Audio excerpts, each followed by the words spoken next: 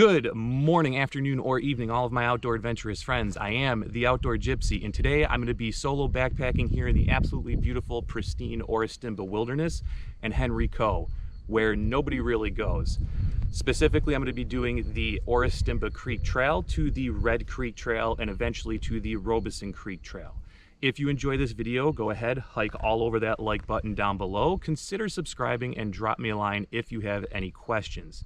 Stay tuned all the way till the very end of the video where I will be sharing my thoughts, tips, tricks, things you may want to know before you come out here on this adventure. Without further ado, you know how we always do on this channel. It's time to get a little nature love. Enjoy.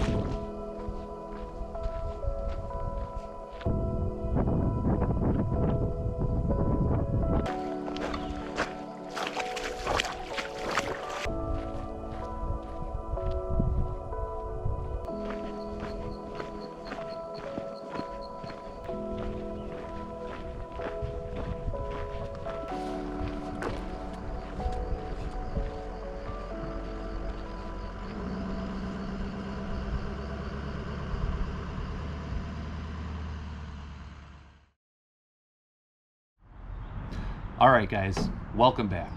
If you want to know the exact route that I had taken as well as the exact spot that I had camped at, I will be leaving a link in the description down below.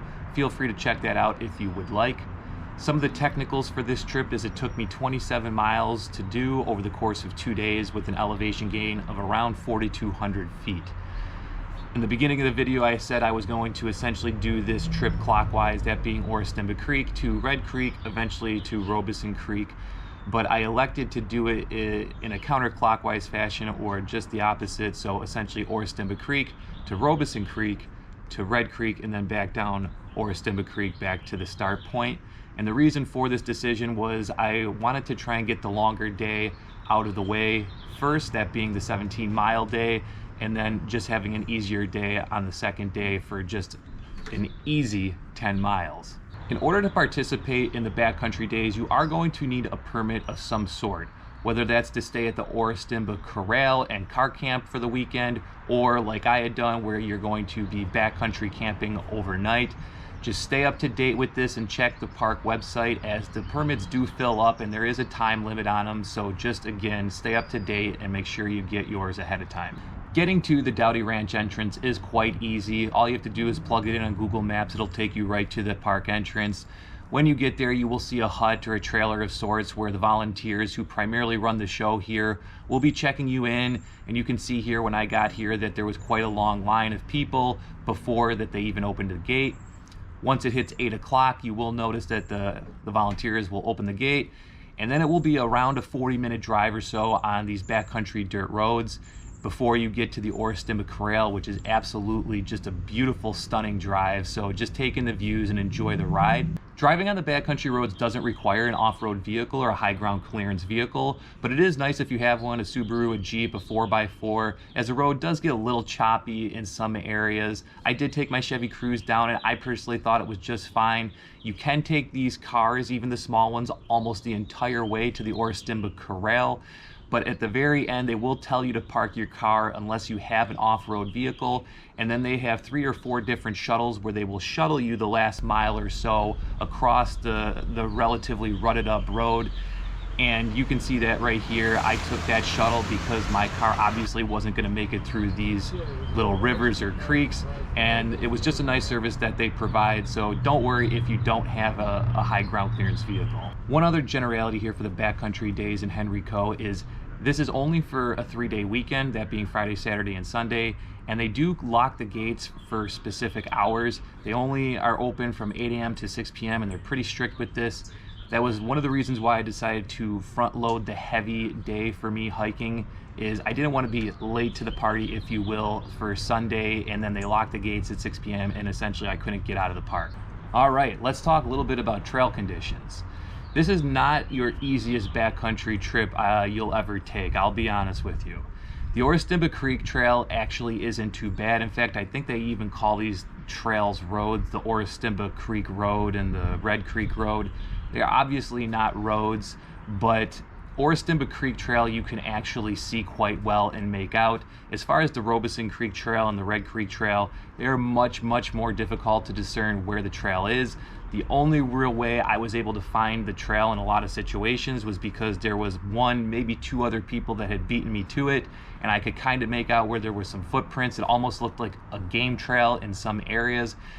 When you're on the Robeson Creek Trail, you can definitely see it's very overgrown. You're going to be doing some bushwhacking, and essentially you're going to just be following the Robeson Creek. And when you're on the Red Creek Trail, a lot of the time you'll just follow the Red Creek.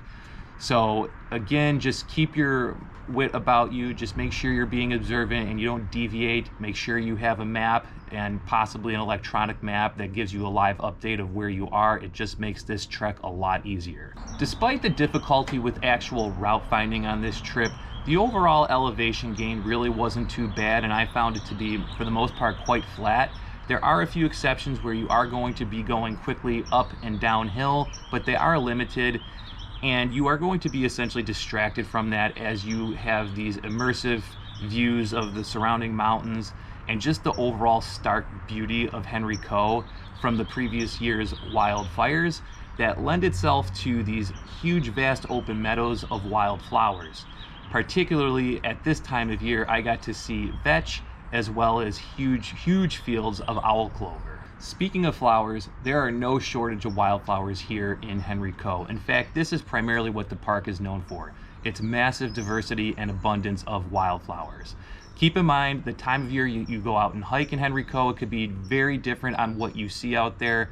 But when I had done this again in April, what I got to see are some western larkspur, my personal favorite that I absolutely love, the Mariposa lily, fields of owl clover, gray mule ears, mountain dandelion, seep monkey flower, sticky monkey flower, brewer's butterweed, buttercup, shooting star, Indian paintbrush, tidy tips, fields of poppies, fields of vetch, ethereal spear, blue dix, blue witch, purple Chinese houses, onion, and true baby star. A few other things to keep your eyes open for. There's plenty of deer here in the park, as well as bobcat. I got to see a few of each. One thing I didn't get to see, and I'm not necessarily disappointed with this, are mountain lion. They are present in the park. If you do see one, just be careful, because it's possible that you end up as dinner if you're seeing one. And just make sure you're safe out there. Bring a knife with you or some kind of mace, or an in-reach, just to make sure you're safe if you're solo backpacking. As you can see in the video, I was very dressed up for this hike, in pants, long sleeve shirt, just because I knew I was going to be going through some remote backcountry areas and through tall grass, and I was more concerned about ticks. Fortunately, I didn't get any ticks on me. I didn't even notice any on my clothes. I talked with several other backpackers who seemed surprised, like I am, that there were really no ticks. I also did not encounter any mosquitoes on this trip, so all pluses. I don't think anybody's going to argue with that. With that said, in hindsight, I almost wish I did wear some shorts, just because they were predicting the highs in the 80s, and it had to be 90 degrees plus, and I was dying on the first day. In fact, I really thought I was having some kind of heat exhaustion or heat stroke, and I was getting a little concerned. But overall, things turned out just fine, and I was drinking plenty of water. But it gets hot out here in Henry Coe, especially in summer, so just be prepared and make sure that you have a lot of water either on you or that you have a water filter system. Last but not least, I do want to thank every single one of the volunteers that allowed this event to happen. If it wasn't for you guys, obviously this event would not happen and the public wouldn't be able to get to these remote areas that are so beautiful. So thank you all. Thank you for the shuttle services. Thank you for setting up the porta potties and leading some very great tours. Hint, hint, as a side note, if you are going here, they do offer tours, anything from guided hiking to wildflower viewing and birding and much more. So stop, say hello, check in with the volunteers. They offer so much incredible information. All right, guys, that's it for me for now. Again, I am the Outdoor Gypsy. I'm signing off for now, but I will see you guys on the next adventure.